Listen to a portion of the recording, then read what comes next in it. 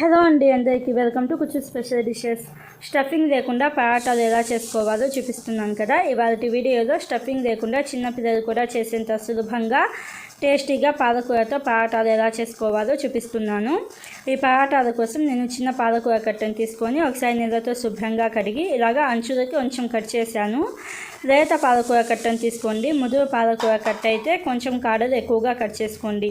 ఇలాగ లేత పాలకూర కట్టను ఒకసారి నీళ్ళతో శుభ్రంగా కడిగేసి ఇలాగ వీడియోలో చూపిస్తున్నట్టుగా సన్నగా కట్ చేసుకోండి. చాలా సన్నగా కట్ చేసుకోవాలి. ఇలాగ కట్ చేసి పెట్టుకున్న ఈ పాలకూరను చూపిస్తున్నాను చూడండి ఎంత సన్నగా కట్ చేసుకున్నానో.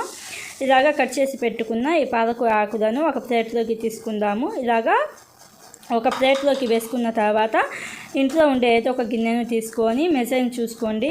ఇలా కట్ చేసుకున్న పాలకూర ఆకులు ఒక 1.5 కప్ అయితే ఉన్నాయి.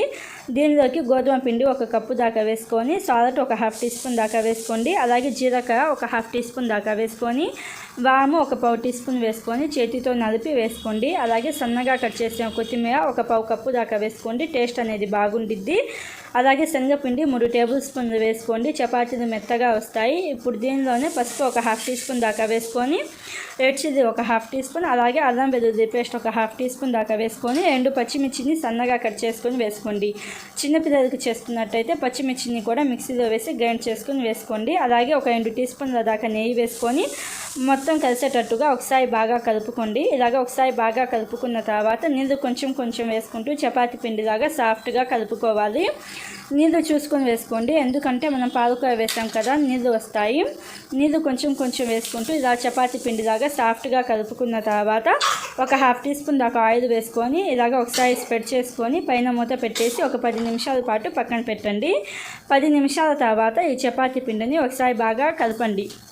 ఇలాగ ఒకసారి బాగా కలుపుకున్న తర్వాత మీడియం సైజ్ బౌల్స్ లాగా చేసుకోండి. మరీ చిన్నవిగా కాకుండా ఇలాగ వీడియోలో చూపిస్తున్నట్టుగా మీడియం సైజ్ బౌల్స్ లాగా చేసుకొని కొంచెం కొంచెం గోధుమ పిండి చల్లుకుంటూ పూరిలాగా ఒత్తుకోవాలి. మరీ పెద్దగా చపాతీలాగా కాకుండా మీడియం సైజులో ఉండేటట్టు ఇలాగ పూరిలాగా ఒత్తుకోండి. ఇలాగ పూరిలాగా ఒత్తుకున్న తర్వాత ఒక 1/2 టీ స్పూన్ దాకా ఆయిల్ వేసేసి మొత్తం స్ప్రెడ్ చేయండి. మొత్తం స్ప్రెడ్ చేసేసిన తర్వాత వీడియోలో చూపిస్తున్నట్టుగా ఎండు వైపులా ఫోల్డ్ చేయండి. ఎండు వైపులా ఫోల్డ్ చేసేసి ఇంకొక 1/2 టీ స్పూన్ దాకా ఆయిల్ వేసుకొని స్ప్రెడ్ చేసేసి వీడియోలో చూపిస్తున్నట్టుగా ఫోల్డ్ చేసుకోండి. 2 రకాలుగా ఫోల్డ్ చేసుకోవచ్చు. రెండో రకం కూడా ఎలా చేసుకోవాలో చూపిస్తాను.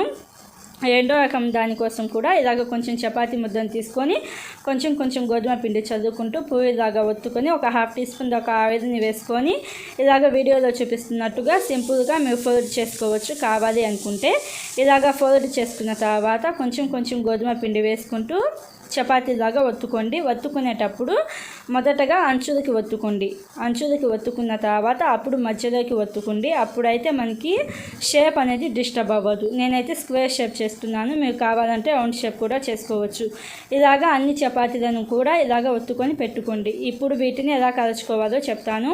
పెనం అనేది బాగా హీట్ చేసుకోండి. బాగా హీట్ అయిన పెనం మీద వేసుకొని ఒక 30 సెకండ్స్ పాటు కాల్చుకోండి. 30 సెకండ్స్ తర్వాత రెండో వైపుకి మార్చుకొని రెండో వైపు కూడా ఒక 30 సెకండ్స్ పాటు కాల్చుకున్న తర్వాత ఒక 1/2 టీ స్పూన్ ఆయిల్ లేదా నెయ్యి వేసుకొని మంట మీడియం ఫ్లేమ్లో పెట్టేసి 30 సెకండ్స్కి ఒకసారి 30 సెకండ్స్కి ఒకసారి రెండు వైపులా మార్చుకుంటూ కుక్ చేసుకోవాలి.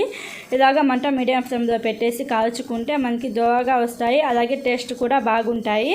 ఇలాగే అన్ని చపాతీలను కూడా మంట మీడియం ఫ్లేమ్లో పెట్టేసి 30 సెకండ్స్కి ఒకసారి 30 సెకండ్స్కి ఒకసారి రెండు వైపులా కాల్చుకుంటూ కుక్ చేసుకోవాలి. టేస్ట్ అయితే చాలా బాగుండిద్ది. లంచ్ బాక్స్లో కూడా పెట్టవచ్చు. అంతసేపటికి కూడా చాలా మెత్తగా ఉంటాయి. చిన్నపిల్లలు కూడా చాలా ఇష్టంగా తింటారు. ఒకసారి తప్పకుండా ట్రై చేయండి. పాలకూర ఫ్లేవర్ అనేది అస్సలు రాదు. రెసిపీ నచ్చినట్టయితే తప్పకుండా ట్రై చేసి ఎలా అనిపించిందో కామెంట్